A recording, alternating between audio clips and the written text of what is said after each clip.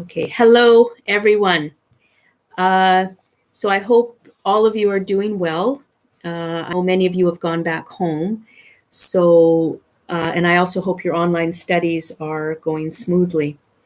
As I mentioned in my first video to you, that I will be making videos like this from time to time, and it's just to talk about the work. So this is the third week of our classes, and last week I posted the second handout, which introduces public speaking. And there were some questions that I wanted you to answer, and I will go over that in this video. And I might also set up a meeting on Thursday with any students that would like to join the meeting, especially the class leaders, and we can talk about this work. And I will be also assigning homework for you this week. I will upload that document tomorrow. Right.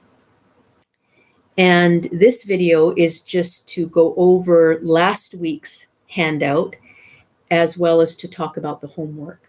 Okay. So if you have the document that I uploaded, that would be good. If you have it printed out, we can go over it together. You can watch this video and I will go over the questions in that handout. Okay, so last week's handout is, the topic is introducing public speaking. Okay. So it's just an introduction to what public speaking is. All right, so this is the goal of our course.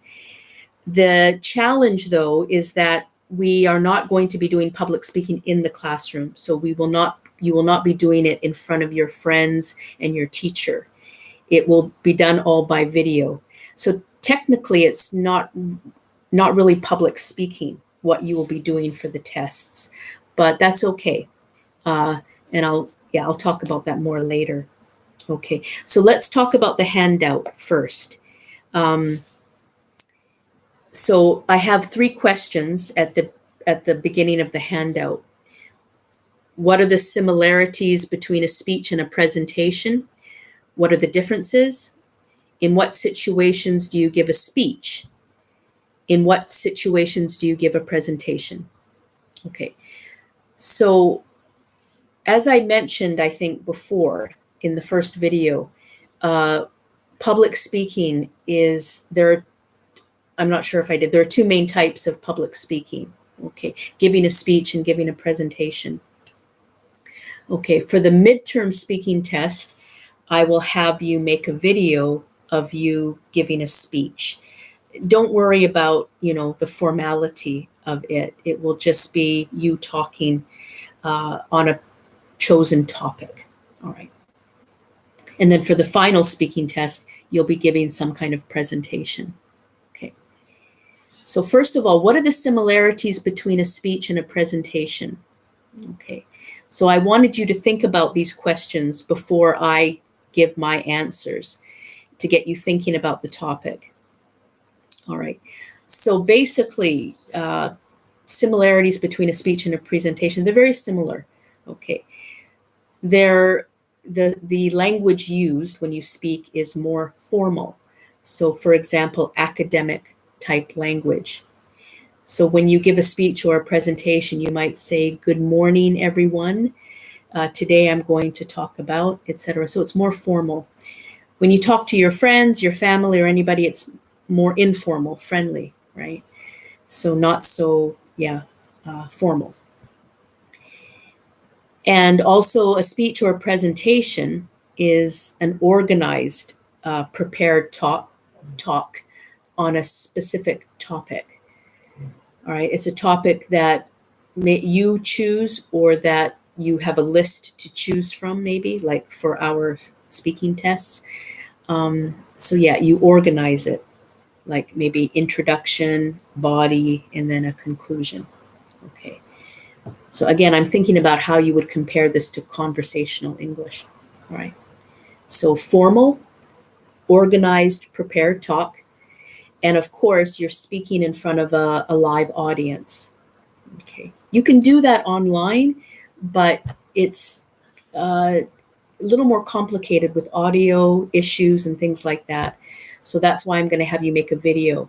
In terms of me grading you as well, I would prefer you make a video of yourself talking rather than doing it live online, because I'm afraid there might be audio issues and I won't be able to grade you, or your friends won't be able to hear you very well. So, and I'd like to go back and look at what you've done. So, so the video works well, I think, in this case. All right.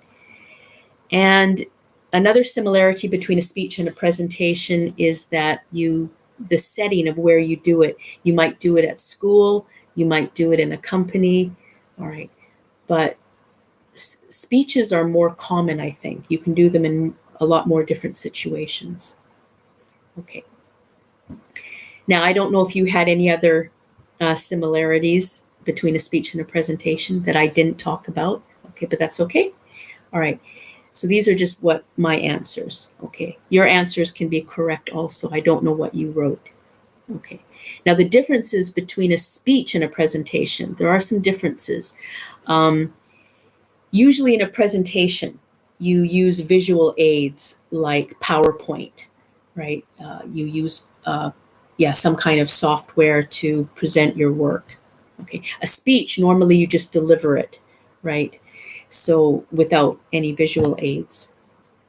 Also, another difference is the time limit. Usually in a presentation, there is a time limit, especially, for example, in a conference. If you go to an academic conference, you're limited to maybe 15 or 20 minutes, and you have to finish within that time limit because many people are giving presentations. But in a speech, it can vary the length. It can be short or it could be long. Also, normally another difference is that speeches are usually done alone. You don't do it with other people. But in a presentation, you could do it with a small group. So it could be done alone or in a group. Okay, and in a presentation, usually there is a question and answer period at the end of the presentation where the audience or a panel will ask you questions about what you presented. But in a speech, usually there isn't anything like that. Okay, so those are some of the differences. All right. Now, the next question is, in what situation do you give a speech? Okay, so there are many situations where you give a speech. The first one I can think of for you guys is like your farewell party when you are fourth year students. Some students or teachers might give a speech. Okay, just stand up and talk about, something. Retirement parties, when someone retires, people give a speech about the person who's retiring. Retiring is when you finish your job permanently. Okay, so there might be a party and people give speeches. Okay. Sorry. And many ceremonial type events, you would give speeches, so like the Olympics are coming up, right? So at the opening ceremonies of the Olympics in Japan, there'll probably be speeches, right, by the sponsors and the president of the Olympics and things like that. Okay, so at many ceremonial events in Thailand, there are lots of ceremonial events and people give speeches. Okay, and again, it's usually done alone. All right, and another situation that you would give a speech is for school. Okay, like our class, you will be doing you'll be tested on giving a speech. Okay, so it could be done for homework in school. All right. Now, in what situations do you give a presentation? Okay. Now, a presentation is more organized. Like often we use PowerPoint. And so where you might do a presentation is, for example, at a business meeting, at a company. So maybe in a small group, a team of people might be presenting something about the advertising for their company or doing some kind of presentation in a business meeting. Okay.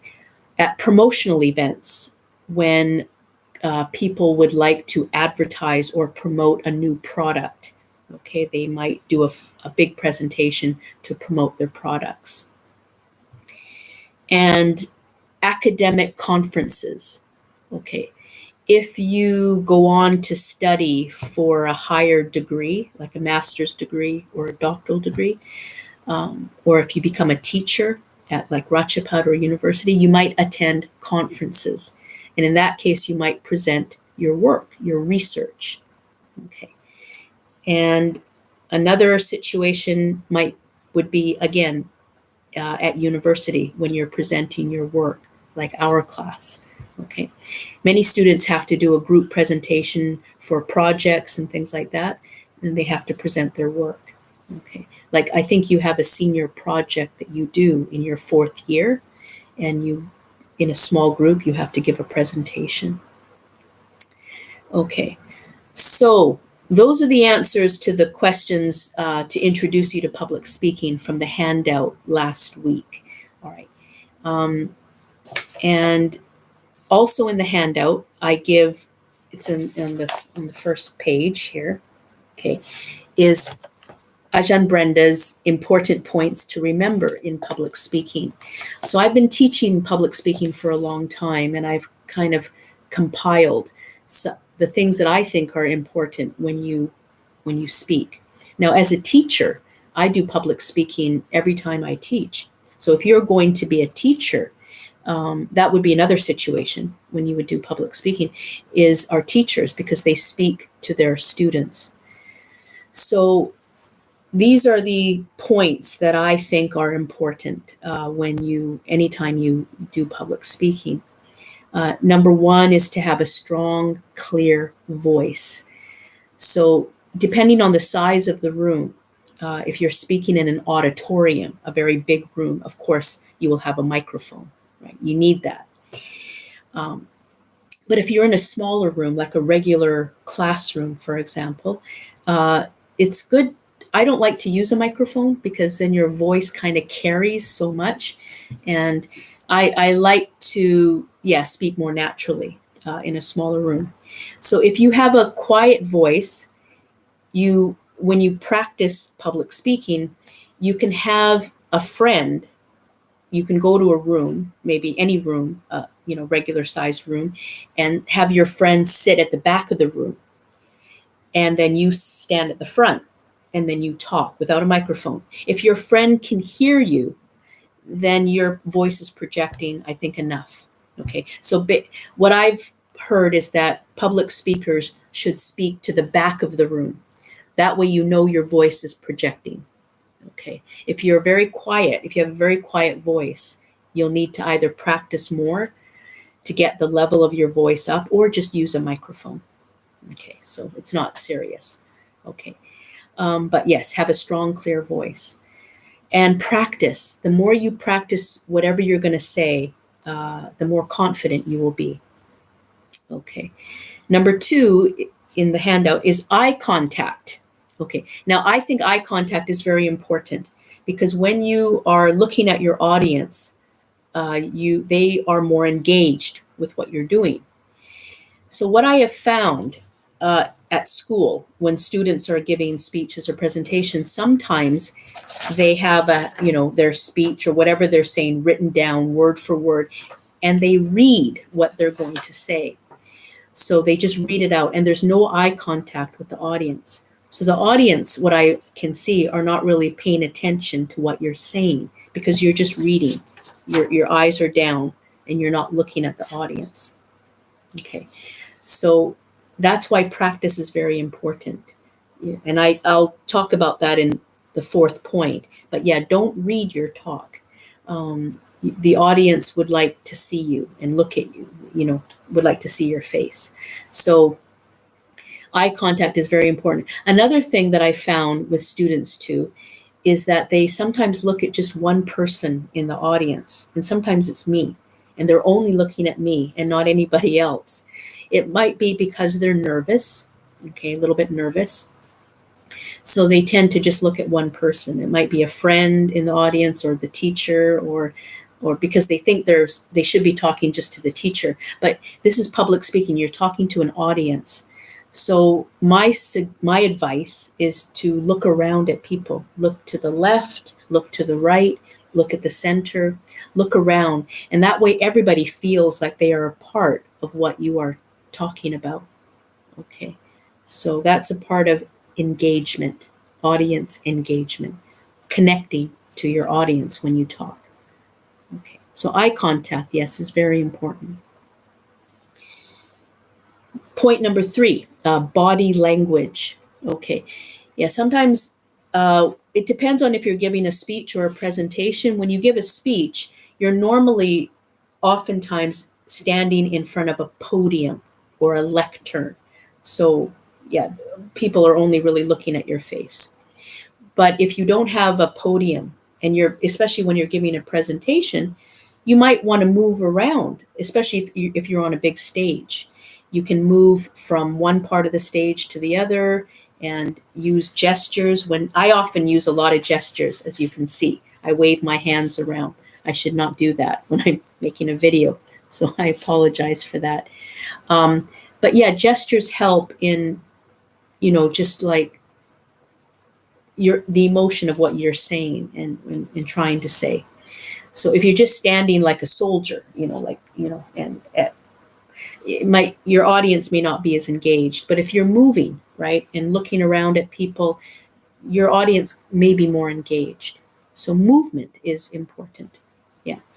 And again, yeah, when you're talking too, don't talk with your hands in front of your face or things like that. Don't look up right here. Don't look down. Try to look directly at people, and yeah, maybe move from one part of the stage or one part of the room to the other. Yeah. Sometimes if you're just sitting and talking, it's not so engaging. I think standing is better, and then you might move around a little bit. But when you're just sitting down and giving a presentation, I don't think it's as engaging. Yeah, that's just my opinion, my personal opinion. Okay. Number 4, the use of notes. Okay, that number 2 and number 4 are connected together a little bit.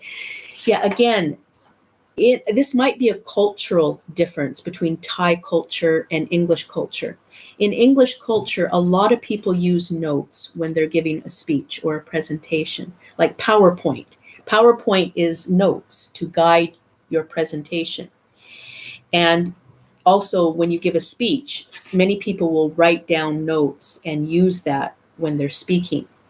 But they're not reading directly everything that they're going to say. They look at their notes and then they look at the audience, and then they look at their notes and maybe look at the audience. I call it the look up and read technique. But if you're just reading, right, and no eye contact with the audience, the people in the audience will not be engaged, right, as to what you're saying. They will not be interested maybe in what you're saying. So yeah, body language and eye contact are very important. Okay, so basically, yeah, don't read your talk. But in Thailand, what I found, like for example, at speech competitions, students will memorize word for word what they're going to say in a speech. Now, if you are very good at speaking and you have a lot of high level of speaking ability, memorization might be okay. But if your level is not that high and you try to memorize everything you're going to say, it might come out when you talk, you might sound like a robot. It might not sound very natural. Okay. So you have to be very careful about memorization. Again, because I come from an English culture, I don't mind if you use notes. I'm very okay with students using notes. Just don't read everything you're going to say. Put it down in, small, not word for word what you're going to say. Just the main points of what you're saying, and then look at that, and then talk from your notes, but look at your audience. Okay. So I'm not sure how easy that will be for students though, because you're so used to memorizing whatever you're going to say. You feel maybe almost better to memorize it. But I can give you one example in which a student forgot everything that they were going to say. This was at a speech competition that I attended. I was a judge in a speech competition, and one of the students, it was a high school student, forgot everything she was going to say. So she got up there to give her speech and she completely froze. Could not remember and she was so nervous. And so she ran out of the room. And so that's an example. It doesn't happen, I think, very often, but it can happen. That's what happens when you're very nervous about what you're going to do and you've memorized everything. So it's better to practice. Yes, practice, practice, practice, but practice using notes. Yeah. So, and again, you're not professional speakers and you are learning English as a second language. So I do recommend that you use notes to guide whatever you're going to say. And then, yeah, practice as often as you can. The more you practice, the more confident you will be when it comes to giving a presentation. This comes from my own experience. When I give a presentation or something, I just practice what I'm going to say. And then when it comes to saying it, I feel more confident. And I can remember, right, what I'm going to say because I've practiced it so much. Okay. All right. So, yeah, don't read your talk. Many students will do this, I think. I'm predicting. Now, if you read your talk, your score might be lower. I want to see engagement with what you're doing. Okay. So even by video, right? If I can see if you're going to read something or you're actually talking to, the video. So, or to the camera. So, yeah, even when you're making a speech or a presentation on a video, you can still have eye contact, right, with the camera. Okay. All right. And finally, number 5, try to be passionate about what you're talking about. So passion means that you really show that you enjoy or love what you're talking about, right? If you love what you're talking about, it will come out through your speaking. So, and when we look at the videos, I'll talk about the 3 videos that I uploaded last week. And yeah, I think that comes out in some of in all the speakers actually. Yeah. So it really, in the 3 videos that I uploaded, you'll see that the speakers really were passionate about what they were talking about. Okay. And again, the more passionate you are, the more that you show that you like what you're talking about, or interested in what you're talking about, you will engage with your audience more. Okay. All right. So that's the first page of the handout from last week. And the second page is the questions to the videos that I uploaded. So I uploaded 3 videos. I hope you've watched them. They're not long. The first video is Steve Jobs. And I think all of you know who Steve Jobs is. He was the CEO of Macintosh, Apple Corporation. And video number 2 is a young girl named Severin Suzuki, but it was made in 1992, and she was giving a speech at the UN summit meeting. Okay. And video number 3 is Leonardo DiCaprio. He's an actor. You can think of the movie Titanic. Okay. He's a professional actor. And he also gave a speech at the UN summit meeting, but in 2014. Okay. So for this homework, I wanted you to answer the questions on page 2. And I'm not going to go over maybe in detail. I'm just going to kind of summarize what I think about the videos, because everybody can think differently, have their own idea about what they watched. But I think all 3 videos are good examples of public speaking. And I wanted you to look at the 5 points on page 1 of the handout when you watch the videos. So for example, Steve Jobs, his speech at Stanford University. Go through each point and think about, did he have a strong, clear voice, his eye contact, his body language, his use of notes, and his passion about what he was talking about. Okay.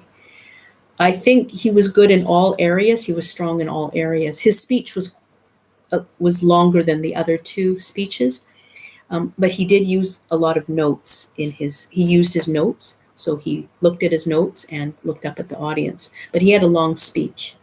Okay. I think the content of his speech was quite. I liked it very much, and I hope you learned something about what he talked about. It's a very famous speech, and a lot of people uh, look to it for inspiration, I think, in their own lives. So I hope it was a good example of giving a speech, and also it can inspire you in your life. Okay.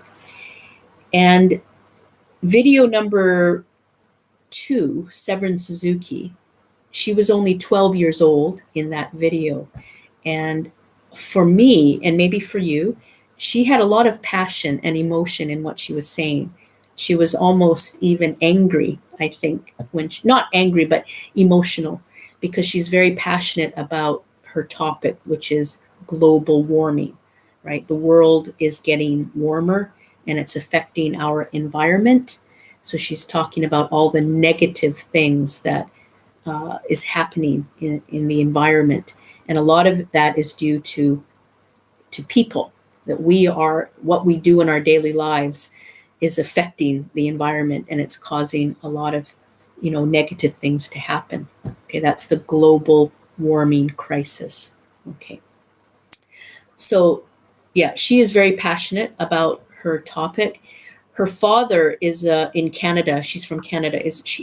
Her father is a very famous environmentalist.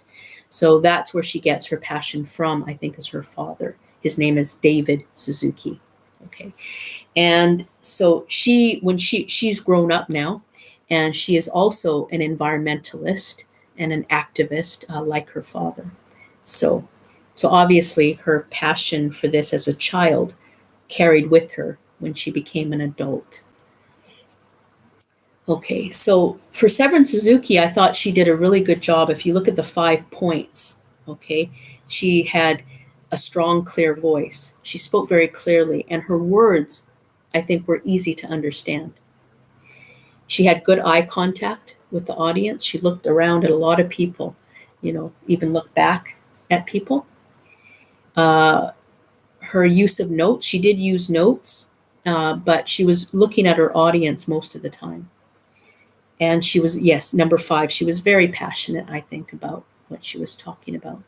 Okay, I think the most passionate out of all, well, no, I think all of them were passionate. But as a child, it just came through, I think, even stronger. Okay, because children usually don't hold back. They often, some of them tend to just let it out. So it really showed. She was very natural, I think, in her speaking. All right. So that's video number 2, Severin Suzuki. Video number 3 is Leonardo DiCaprio. Now, he is an actor, a professional actor. He has been in movies like Titanic, many, many movies. Okay. You might know him, you might not. Okay. Now, keep in mind that he is a professional actor. So he speaks, right, for a living. He knows how to memorize and sound, very professional in what he's doing. Okay. So, yes, video number 3, he also did a very good job in delivering his speech. Okay. He had a strong, clear voice. He had good eye contact with the audience. He didn't really use notes so much. Just towards the end, he might have used his notes a little bit, but he spoke always to the audience. Again, he's a professional actor, so I think he practiced and rehearsed a lot what he was going to say. Yeah, and it came across very, very well. Okay, but he is a professional actor. All right, keep that in mind. And number 5, yes, he was passionate about what he talked about. This is a topic. Again, it's the same as video number 2, Severin Suzuki. It's about global warming and the negative effects of global warming on our environment. And he's talking to the UN summit, okay, meeting. And so yes, he spoke very well, but one thing about his speech compared to, for example, Severin Suzuki, video number 2, because it was the same situation, right? Same topic. Um, he did use a lot of very difficult words. If you listen to his words, the content, you might not understand a lot of the words. Yeah, they're very high level, very advanced vocabulary. Whereas Severin Suzuki, she is a lot younger too in the video. Her speaking, I think, was not at that same level. Uh, so yeah, in terms of understanding the content, you might understand Severin Suzuki's speech more than Leonardo DiCaprio for you guys, for students. For me, I'm a native speaker, so yes, I can understand both speeches. But for students who are learning English, Leonardo DiCaprio's speech, I think, would be more difficult to understand in terms of the content. But for Severin Suzuki, I think she was easier to understand. So, so that's one difference, that I noticed. Okay, in the two speeches. All right, but yes, all of them I think were well done, and I think they all were very passionate about what they talked about. So those 3 videos are for you to look at as examples of giving a speech. And I want you to start thinking about public speaking by watching videos. Okay, the way you start learning about public speaking, I think, is by watching other people speak. You can learn from, from video a lot in this case. So this leads to the first homework assignment, and I will be uploading that document tomorrow.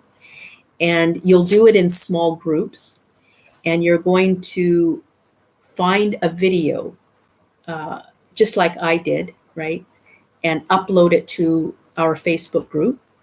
And I would like you to make comments about the speech or that you choose, and tell me what you liked about it, maybe what you didn't like. And you can use the 5 points on the first handout to make your comments. You can say things like, oh, they had a good, clear voice, their eye contact was good, okay, they were, okay, anything.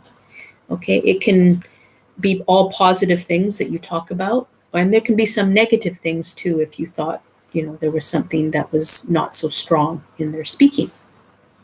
So the homework assignment is for you to go to YouTube or any video site and find a video on a speech, maybe focus on a speech, and then upload it to our Facebook group and make comments about it.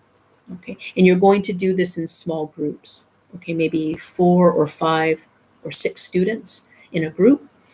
And I will give the instructions to this homework assignment in the document that I upload tomorrow. All right. And the due date for this will be next month, actually. Next week will be a holiday. There's a lot of holidays next week, right? It's the beginning of Buddhist Lent. And so I think Monday, Tuesday, Wednesday there are no classes. So next week you're free. You can work on your homework, and then the following week, okay, I'll put the due date in the document. I would like you guys to upload your videos. Okay. Now you will be graded on this, okay? And you have to give the names of the students in your group, your student number, your section number, and then I will be giving you points for this. Okay, it's part of your homework assignment.